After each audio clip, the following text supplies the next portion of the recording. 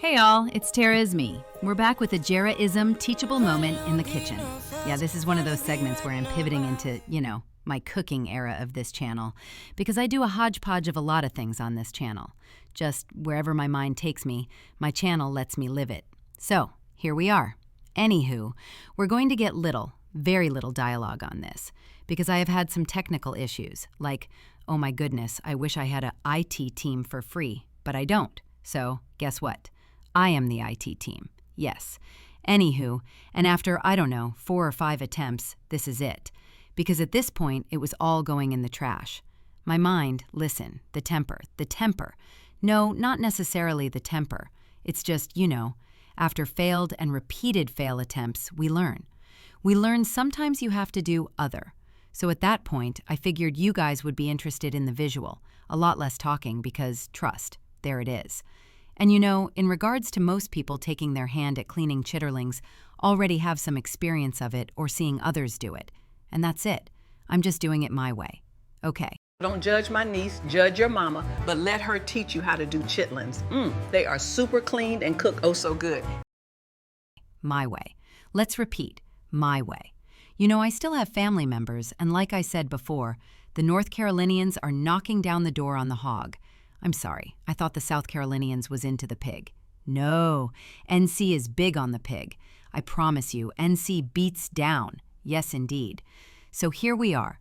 I hope you enjoyed this segment with me cleaning the chitlins, and I'm showing you my cleaning products that I use to clean the kitchen, pre-clean the kitchen, and clean up after. We all know good bleach and hot water takes care of that. A little soapy soap back to normal. But you use what you like to use. That's for me in my house. And then cleaning the chitlins, again, main thing. I use a mixture of vinegar, either or. I've used both the white vinegar and the apple cider. And good old baking soda. Yep, I even let it fizzle up and do the little, science, effect. Yeah, and that deodorizes it. That cleans what we need to clean and peel off. It just makes things a lot easier, smoother, and and make sure you're using cold water during the period of cleaning off. I do set up what I call a 2-boil clean rinse, where I boil them up, get that everything, to boil up to the top, drain it, and then repeat at least twice before I actually put it in the stock pot to cook. So that's it. That's all. That's all of my crazy methods, and I add what I add. You add what you like. My seasonings, real simple. Because I have given it all of that vinegar, I like to cook it down with some apple cider vinegar or white wine vinegar I prefer. And the hot cherry peppers in the jars. The hot cherry peppers does not translate over very, very hot in the dish when it cooks down. So don't be scared of that. And something from my brothers, because my mother didn't do this one, but they learned that, if you drop a potato in there and you drop a celery stalk or 2 in there, it helps cut the smell, I guess. I don't know. I just have one of them noses. I still smell things. So, we keep window doors and we air out up in here. So, but I still drop that in because, that's what, do as they do and appease them. So yeah, that's what I do. But yeah, it doesn't. It doesn't affect it at all. I had cooked a batch earlier, a couple of weeks earlier in regards to test tasting, and I did a Borea flavor on mine. A lot of garlic and just the Borea packets. I know, don't shoot me. And it was delicious. I mean, I enjoyed the taste of that, myself, something different. I think I got a couple of delicious lists out of my niece and the brother as well that came to sample, that they sampled plates and to-go plates. Yeah. So anyway, but this is the old one too. So yeah, onion powder, those hot chili red peppers, whatever vinegar you like, the celery, the potatoes, and boil it up several hours. There you go. So, hope you guys enjoy. Comment down below. Listen. On this channel, we're very, very respectful, very, very polite. But if you choose not to be, I promise you, you will hear my mouth. So, peace, love, God bless, and enjoy all of the things.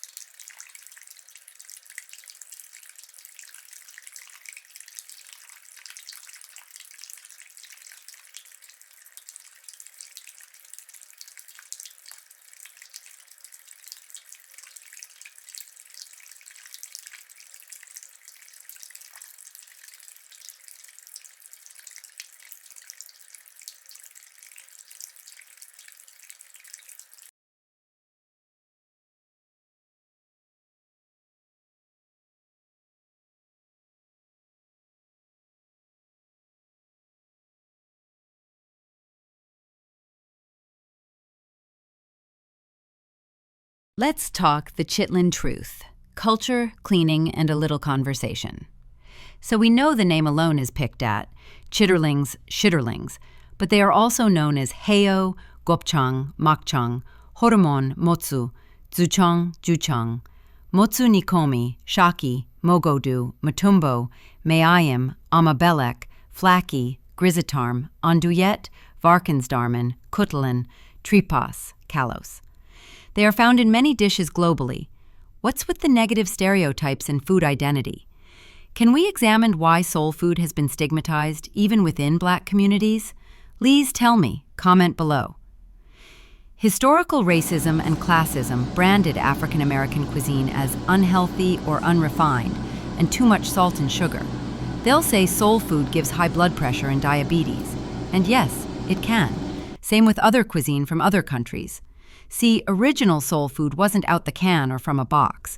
It was garden greens, beans, roots, and fish, homegrown, hand-washed, and heaven-seasoned. Understand other cultures been eaten intestines, blood sausages, tripe, and feet, and calling it gourmet, authentic, and heritage cuisine. The difference lies not in the food itself, but in social perception and power. Western and elite cultures often elevate similar dishes that were deemed low when prepared by Black Americans. The same awful and humble foods celebrated as heritage in Europe or Asia were labeled ghetto in America. That shame became internalized, leading some to hide traditional foods to appear respectable. Yet soul food's real story is one of resilience, creativity, and cultural engineering, a cuisine of transformation, the irony of, but the real deal. Modern American diets being highly processed, loaded with preservatives, hormones, and pesticides, making fast food unhealthy for everyone. Meanwhile, organic and natural foods cost more, even though they reflect the original, natural way of eating. Crazy thoughts, right? You know that our grandparents did canning, farming, and slow cooking, and it represented real health before industrial shortcuts. Foods that lasted and saved coins. Being there was little, but our tables were spread. We need to get back to that.